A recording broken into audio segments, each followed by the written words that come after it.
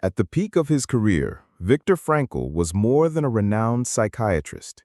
He was a man in search of something deeper than the theories of Freud or Adler. His passion for life, combined with an inquisitive mind, placed him at the center of a philosophical debate that would echo for decades. But the world was about to change, and his search for meaning would be tested in a way no one could have predicted. His journey would not just be an academic study, but a fight for the very soul of humanity.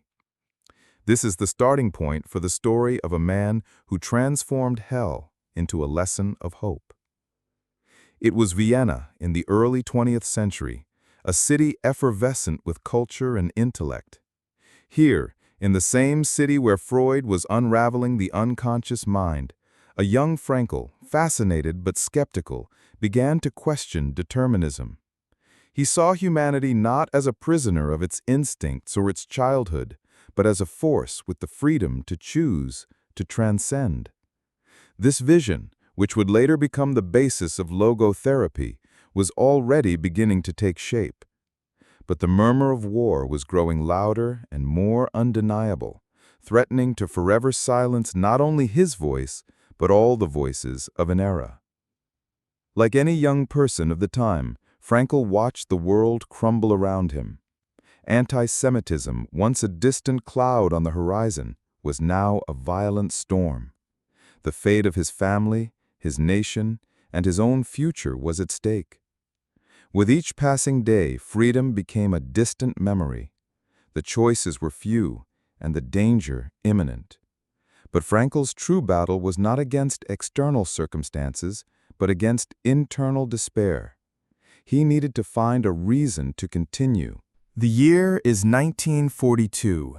The knock on the door was not just a sound, it was the end of a life and the beginning of an inconceivable one. Viktor Frankl, his wife, and his parents were taken. Packed into cattle cars, they were no longer individuals, but nameless bodies in a suffocating mass. The journey was a descent into an abyss of the unknown, each turn of the wheels marking a greater distance from everything they had ever known and loved. Hope, once a flickering flame, was now a distant, cold star in a terrifyingly dark sky. Upon arrival, the brutal reality of the camps, first Theresienstadt, then Auschwitz, shattered any remaining illusion of humanity. The selection process was a cruel, arbitrary dance of life and death, decided by a casual wave of a hand. Frankl watched as his mother and brother were sent to the left, a path leading to the gas chambers, while he and his wife were sent to the right, a temporary reprieve. In a single, horrifying moment, he lost the people he loved, and a piece of his soul went with them. The question that once occupied his academic mind, what is the meaning of life, was no longer abstract, it was immediate, raw, and desperate. Stripped of their clothes, their possessions, and their identities, they were given a striped uniform and a number. Frankl's number became his new name, his new reality. But even in this dehumanizing environment, he refused to let go of the one thing they couldn't take, his inner freedom. He clung to the memory of his wife, the unwritten manuscript of his work, and the belief that even here he could find a purpose. This was not just about surviving. It was about ensuring his mind and spirit did not become prisoners of the camp. It was in this hell that his most profound insights began to take form. Auschwitz. The name itself became synonymous with unimaginable horror. Here, Viktor Frankl experienced the absolute nadir of human cruelty. Each day was a brutal fight for survival against starvation, disease, and the constant threat of arbitrary death. Sleep was a fleeting luxury, work was backbreaking, and the value of a human life was reduced to less than nothing. Yet, amidst this desolation, Frankl observed something remarkable about himself and his fellow prisoners. He noticed that those who had a why to live could endure almost anyhow. It wasn't the physically strongest who survived, but often those who held on to a future, a task, or a loved one. He remembered his wife, Tilly, and in his mind he would speak to her, reliving precious moments, clinging to the reality of their love as a source of strength. Even stripped of everything, his love for her remained an undeniable, powerful force. In the bleakness of the concentration camp, Frankl also found moments of profound human dignity. He witnessed acts of kindness, men sharing their meager rations, offering a word of comfort, or simply lending an ear to someone in despair. These small acts of humanity were sparks in the darkness, reaffirming that even in the face of ultimate evil, the capacity for good could persist. It was here, amidst the suffering, that the core tenets of logotherapy were forged. Life has meaning under all circumstances, and our primary drive is to find that meaning. Transferred to Dachau, the nightmare continued, albeit with a different backdrop. The relentless work, the ever-present hunger, and the gnawing fear remained constant companions. Yet Frankl's internal world became his sanctuary. He began to consciously practice what he was observing.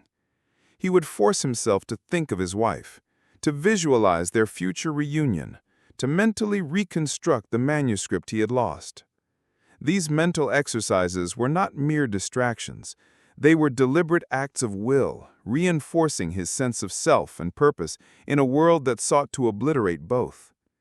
In the cramped barracks, amidst the groans and nightmares of his fellow prisoners, Frankl would sometimes offer quiet words of encouragement. He would share his emerging philosophy, the idea that even in suffering, there is a choice in how one responds, and in that response lies meaning. These small, almost clandestine conversations became lifelines for some, offering a glimmer of hope in the overwhelming darkness. He realized that his own will to find meaning was not just a personal survival mechanism, but a potentially universal human capacity. The liberation, when it finally came, was not the instantaneous burst of joy one might imagine. It was a gradual, almost disorienting return to a world that felt both familiar and utterly alien. The weight of loss was immense. Frankl soon discovered that his wife, Tilly, had perished in the camps. The pain was profound. Yet even in this immense grief, his philosophy offered a path forward. The meaning he had found in their love, the meaning he had striven for in his work, these remained, not erased by death, but transformed. The return to Vienna was bittersweet. The city was scarred, much like the survivors themselves. Frankl, now free but carrying the heavy burden of his experiences and the loss of his family, faced the daunting task of rebuilding his life. Yet his time in the camps had not broken him. It had, in a paradoxical way, solidified his convictions. The manuscript he had desperately tried to save was lost, but the ideas within it burned brighter than ever. With a fierce determination, Frankl began to reconstruct his life's work. In 1946, just a year after his liberation, he published Experiences in a Concentration Camp, later to be known worldwide as Man's Search for Meaning. The book was not just a memoir of survival. It was a profound exploration of the human spirit and its capacity to find meaning even in the most atrocious circumstances.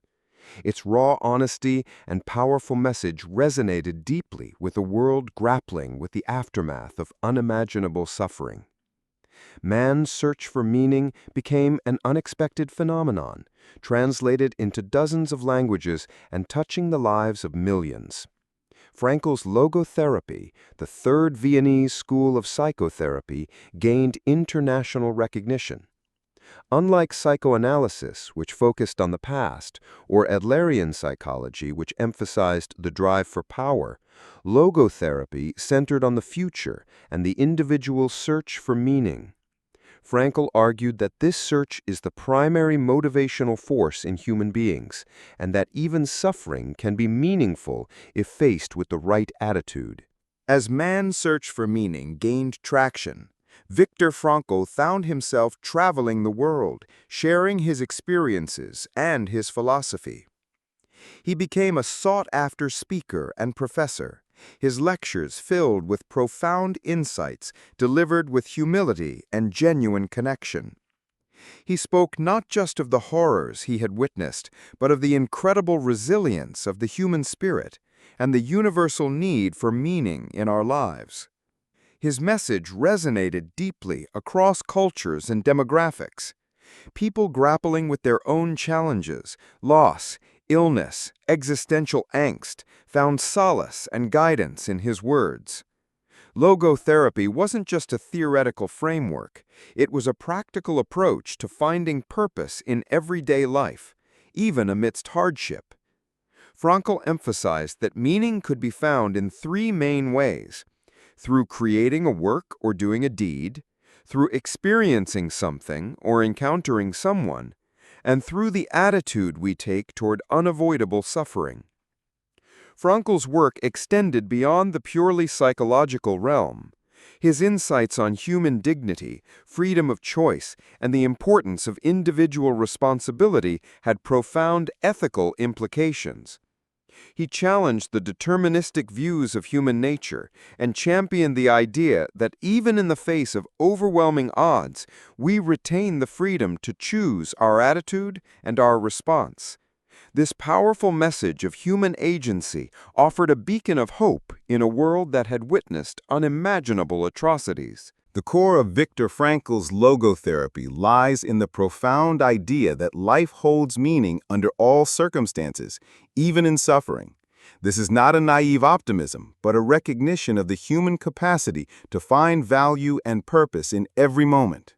He argued that when we are faced with unavoidable suffering, we are called upon to change ourselves, to grow, and to find meaning in our response to that suffering. This concept is particularly relevant in our modern world, where many grapple with feelings of meaninglessness and existential vacuum. In today's fast-paced and often materialistic society, Frankl's teachings offer a powerful antidote to the pursuit of mere happiness or pleasure. He reminds us that true fulfillment comes not from avoiding hardship, but from finding a reason to endure it. Whether it's through our work, our relationships, or the way we confront challenges, logotherapy encourages us to actively seek and create meaning in our lives. It's about discovering what life expects from us, rather than constantly asking what we expect from life. Viktor Frankl's legacy continues to inspire and guide people from all walks of life. His emphasis on personal responsibility, the power of choice, and the indomitable human spirit offers a timeless message of hope and resilience. In a world often obsessed with external success, he directs our attention inward, to the unique and irreplaceable meaning that each individual can discover and create. His work serves as a potent reminder that even in the face of adversity, the search for meaning can be our greatest strength. Viktor Frankl's life was a testament to the enduring power of the human spirit.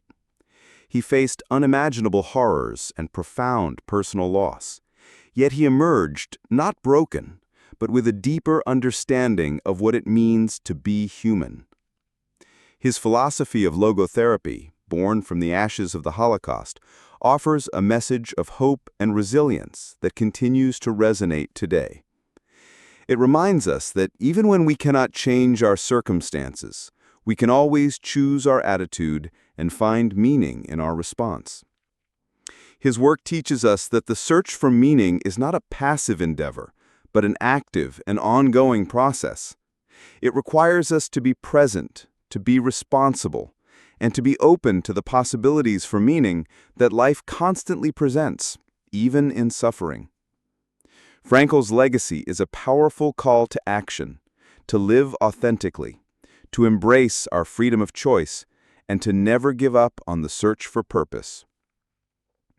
So, as you navigate the challenges and triumphs of your own life, remember the wisdom of Viktor Frankl.